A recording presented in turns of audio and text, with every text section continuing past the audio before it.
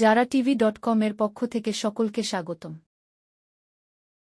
বেনাপোল পৌরসভায় যুবদল নেতা ইমদাদুল হক ইমদাদের ব্যাপক গণসংযোগ ও মতবিনিময় সংবাদ পাঠিয়েছেন আমাদের বেনাপোল প্রতিনিধি। বেনাপোল পৌরসভার ৩ নম্বর ওয়ার্ডে ব্যাপক গণসংযোগ ও সাধারণ মানুষের খোঁজখবর নিয়েছেন যশোর জেলা যুবদলের যুগ্ম আহ্বায়ক এবং শার্শা উপজেলা যুবদলের সদস্য সচিব ইমদাদুল হক ইমদাদ।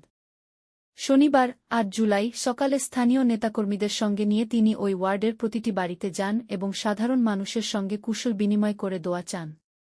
এ সময় এলাকার সাধারণ মানুষের মাঝে ব্যাপক উৎসাহ ও উদ্দীপনা করা যায়। গণসংযোগকালে ইমদাদুল হক ইমদাদ এলাকাবাসীর উদ্দেশ্যে বলেন, আমি অন্যায়, দুর্নীতি ও মাদকমুক্ত সমাজ চাই।